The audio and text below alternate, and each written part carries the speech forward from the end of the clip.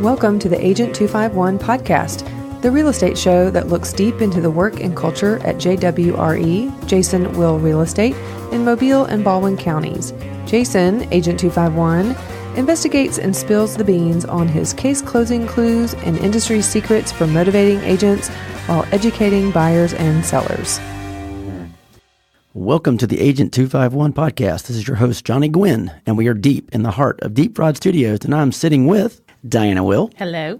And Jason Will. Hello. How are you guys doing today? Doing awesome. Good. How are you? I am doing great. Thanks for asking. Let's jump right into this podcast. I know that JWRE is known for team building, but you're also known for training. We talked about how important training is with JWRE.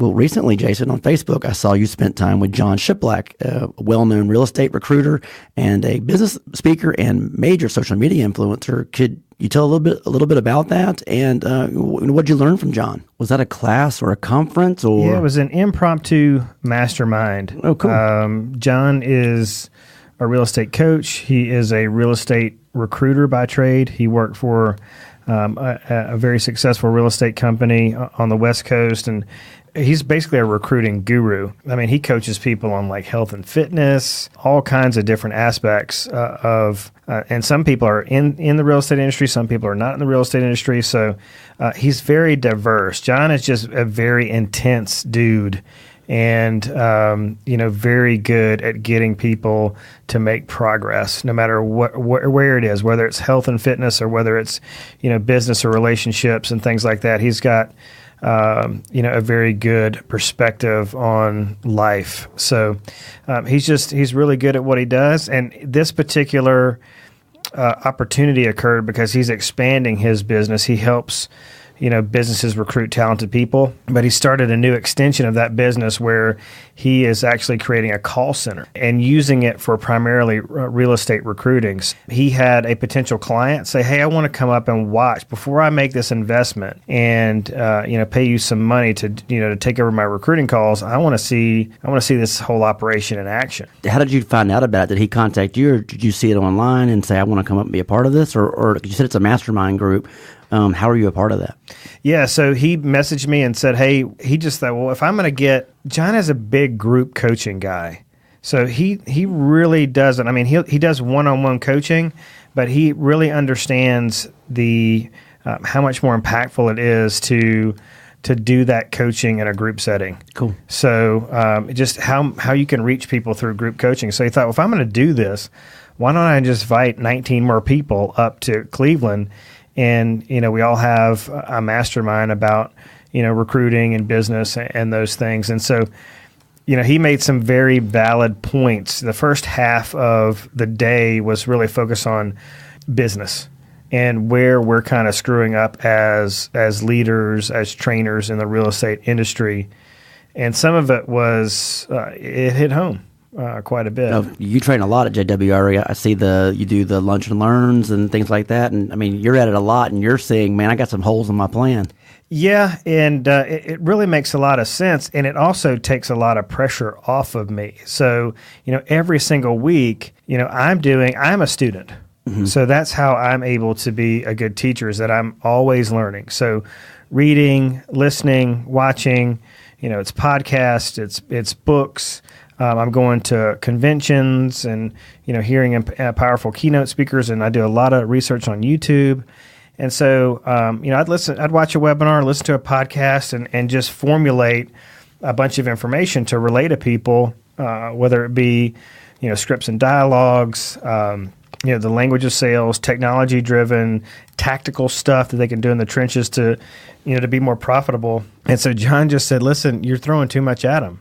Every single week, you're throwing something new at them, and you need to dial it back. And the formula really needs to be, more 20% innovation and 80% implementation. Oh, that's interesting. So let me get this straight. So Jon's saying that 20% of what you are teaching others or doing in power lunches is 20% is innovation. The rest is 80% is implementation, how this information is used, and not just overwhelming them with new concepts over and over again and not putting them into practice.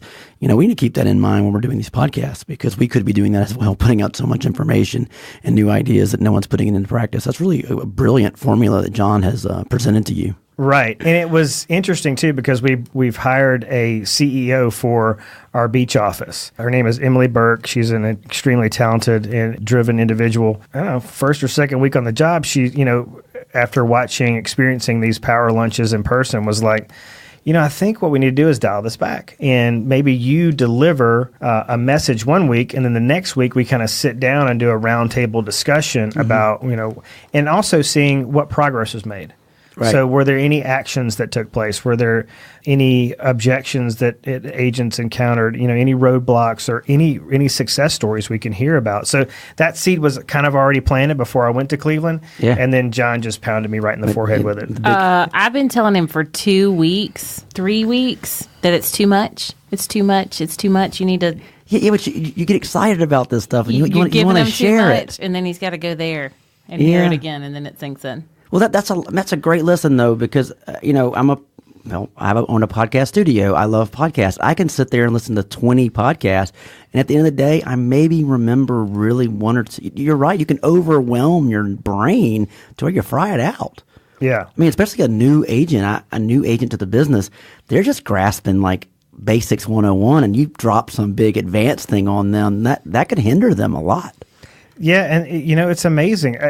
And I've under kind of this whole year gotten to very comfortable with the fact that I have to be very repetitious and say things over and over and over and over again. That's drilling, right? It's called drilling, right? You really got to pound it into their brains. But I have to be more patient. John's point was that it's less about the training and more about the accountability. Accountability is the highest form of love, that you can show your agents, your employees, the people that support your business. And that's what they really, really need. Mm-hmm. So, training and education in the absence of action or an action plan is merely entertainment. And so we really need to make sure that, people aren't getting out of the business because we're overtraining them. Wow, that's interesting and something for you probably to think about, because I know you do those power lunches like Friday or every Friday. Is that right? Well, is it every Friday? We're doing it 3 days a week, but we're doing it in different locations. So, okay, I got you. So, in Tuesday I'm down at the beach. Wednesday I'm here in Mobile, and then Thursday we do it in Fairhope. Yeah, and they all kind of take on kind of organically different direction from one to the other, but they still have the same foundational pieces. But we really had. Some of the best ones we've had so far have been just Q&As, where I just go and I ask these agents, and they're even afraid to ask questions. They don't want to be recognized as the agent who didn't know that. But one came to light a couple weeks ago that was shocking. I had an agent come to me and say, "Hey, listen, another agent in our office is telling me that prospecting, or maybe it was a specific type of prospecting, was a waste of time. Would you address that during today's meeting?" And I was like, "Oh yeah, I'd love to address that one." So I think this particular prospecting method was circle prospecting. So that's when, if we have a new listing or a new sale, we will dial the neighbors around there and let them know we've just got this home coming on the market, or maybe it's an open house or a recent sale. And these agents the problem is they're not doing it consistently. Right. And to be successful in anything, you've got to be consistent. And so they're getting on there a couple times, maybe an hour or two a week, and trying it and going, you know what, that was a complete waste of time. And what they don't understand is that I don't think it really matters what industry you're in, but success is about really getting comfortable, consistent, and disciplined about doing the mundane tasks. Yeah. We have some military folks in our organization, and so I was asking them in the rooms, like, the Army's really pretty dull, right? And they're like, yeah. So you get some really exciting moments, but most of the time we're just kind of hanging out. And real estate, most of the things we do are not fun, they're boring. But if you do them consistently and you're very regimented and disciplined with those activities, it produces big results over time. It's sequential. So I see on the wall in one of your offices, it has real big on the wall, it says discipline equals freedom. Right. Does that go with that mentality of what you're saying right there? Absolutely. Absolutely. So, if they're willing to be consistent, then they are going to, have an amazing life. Yeah. Financial freedom is basically what I'm focused on. Honestly, if you think about it, the formula in life, really, people that take the easy road, their life is hard. People that take the hard road, they do the hard stuff, they do the hard work first, life is just easier. It's the good foundation. You don't build the skyscraper on a crappy first floor. Right. The whole thing's going to fall down. You got to put the money into the foundation, or you're really in trouble. Right. And people are procrastinators, and they want to take easy money, the fast track, and all that stuff. And typically, that's not the road you need to take. Diana, you agree with all that? Totally. Absolutely. You buy in like that. Always. She gives it to him pretty hard. Now, No, I can see this one being making you stick. Talk about accountability. I can see Diana being real big on that. I think they need to hear it from her more often than they do, and so do y'all have similar? Is your personality the same when you're dealing with the staff? Y'all have like yin and yang, right?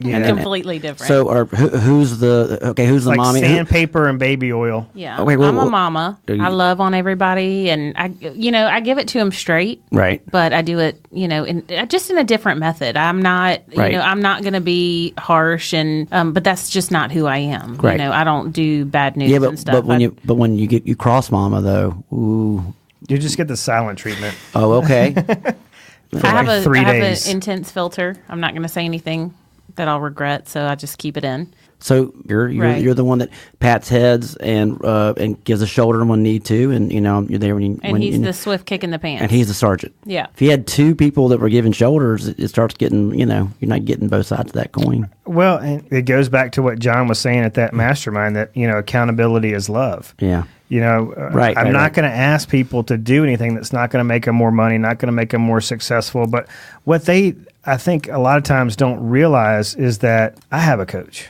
I need the accountability too. Diana has a coach. Yeah, we've had coaches throughout our career. Mentorship is a big part of our, our company, what makes our company successful. And, if I pour into an agent, the expectation is for them to pour into somebody else. Yeah. So it's not just about managing a system. It's about creating a system that kind of manages itself. And it's one helps the other, and you pour knowledge into one, their job is down the road. They got to pour knowledge into somebody else. Yeah. It's the culture. I mean, that is who we are. It's a pay it forward environment. Yeah, I really like the JWRE pay it forward philosophy. Okay, we're going to change gears here. I understand there's some good JWRE news to share. That's pretty impressive. Diana's our numbers person, so I'll let her take that away. So we've been in business for 3 years. We just I pulled numbers last night. So as of end of October, we just hit 100 million in sales for our office. So that's pretty impressive. There's not a lot of companies in our market that do that. So, are you ahead of projection, or is this just we're right on target? I mean, I'm just curious, where you are in the goal setting and things like that. Well, I may speak for myself in that I don't know that I never saw us here with 81 agents. 3 years in. So I think if you asked me 3 years ago where we would be, it's not here. Right. For sure. So in terms of projections, I have no idea. We watch other people who are doing something like what we're doing. And so, we were talking about that last night. We have a friend in Baton Rouge. And so they just hit 200 million or 275 million. So that's our next. That's a crazy market over there, right? It's moving pretty fast. Yeah. So that's great. So you've earned the business, and you're at 100 million in sales. Well, there's another side of that. Part of your culture is, as much as you earn, you also give back. Is there some giving back information? Because you donate to things. You want to talk about that a little bit? Yeah. Well, and the 100 million in sales has just been year to date for us right now, and that's our company as a whole. We have a team, and so our team. One of the initiatives that's really close to our hearts is to give. Jason and I's. So one of the things that we do is we give back a portion of our commission on every single sale that we do. And so I was looking at the numbers last night, and we started this initiative in May, and so since May, we've given almost $10,000 of commissions to local charities. Yeah, and that's, I think you said that every sale on your side and the seller side too as well on that program? No, what happens is our client, we let them choose where the money is going to go. And so the agent writes a check for half of it, and then Jason and I match it. Oh, that's fantastic. Yeah, and we talked about that, I think, in the second show. It's a customized, personalized thing. Like, no, you tell us who you want us to donate to, and then it comes from the agent, and then comes from from you and Jason. That's fantastic. That's right. We love it. Yeah, and sometimes it's really impactful because the seller will have. We give a lot of those checks go to St. Jude. Cancer's gotten so prevalent that somebody's been touched by it in some way. Sometimes it gets emotional because they didn't expect it, and they've got some sort of a connection. It can even, a lot of it goes to Humane Society. I mean, people are animal lovers, and so.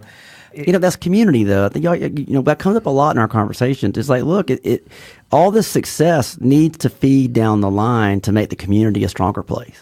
Yeah, well, we just feel blessed where we've been. I almost got out of the business in 2008. So, to come from that rock bottom to this place of success, we have to be paying it forward, have to be giving back. We give consistently through tithing. We have local charities that we do outside of this. We have a foundation we support in Africa. So it's just, we like to find things. We have our dentist is a big philanthropy guy. I mean, they did so much during the recent hurricane disasters in Texas and Jacksonville. I mean, they gave so much of their time and their treasure to that whole situation, but they've always got something going on. Now they're trying to create this dental clinic in South America, and I did a Facebook Live interview with the doctor's wife, and Diana immediately chimed in. She's like, I'm in, I'm going. So it's not just a dental clinic; it's also an orphanage. Yeah.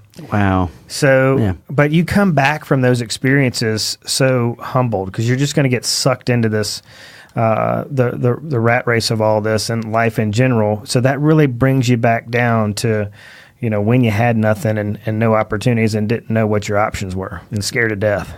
We're getting close to the end of the year. What is how about each one of you tell me what your favorite thing JWRE did to serve in the community this year? Well, I'll let Diana go first because the past couple years through our church at Celebration Church in Fairhope, Alabama, that's fairhopechurch.com. She is a phenomenal church. She runs the Operation Christmas Child program, and I know that's something that's really near and dear to her heart, so I'll let her talk about that. Yes, I love children, and I love to serve the community.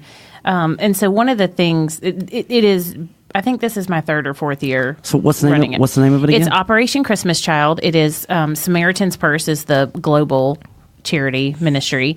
And so what it is where typically it's churches, you pack a shoebox and you put something fun in there and then you send some necessities.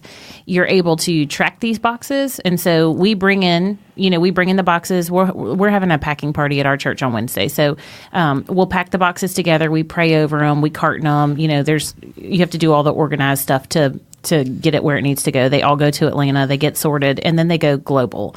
And you can pay $9. You have to pay $9, but then you can actually track your box. So last year we had boxes go to Congo, Dominican Republic. And so, you get to see where the fingers of this ministry, end up globally just to touch these kids. So it's really cool. Last year, we brought in over 2,000 boxes, and this year we're actually taking in the boxes and the cartons, so it's going to be a much bigger ship to run this year, but it's going to be really awesome. And if somebody wanted to get involved with that, where do they find that online? Somewhere? Yeah, it's SamaritansPurse.org. Okay. And you can actually just Google Operation Christmas Child, and it'll take you right there. Very cool. And that's just one of the ministries that Samaritan's Purse does. Jason, what about you? Well, for me, it was Africa. So went over there with an amazing organization. It's the Buy a Brick Foundation. And Access Magazine actually did a feature article on Gib Leonard, who is the founding director of the organization, who lives here locally in Daphne, Alabama. But went over there with Gib. It was a mission trip through our church. Again, that's Celebration Church at fairhopechurch.com. And we went over there we were there for about 12 days in country, and we were delivering food to schools, and the food we were delivering, a lot of times that's the only meal they get every single day. But we went to a school where there was, we were putting a roof on, and Gibbs Foundation had actually built two school blocks, and one of the school blocks was completely finished, and the other one just needed a roof and some windows and some finishing touches. So we were there doing that work and delivering the materials. And they have outhouses, basically. Essentially, they're all built several in a row where but there's no running water. There's no water for them to drink. They all drink sodas and just crappy stuff. But there's no place to wash their hands.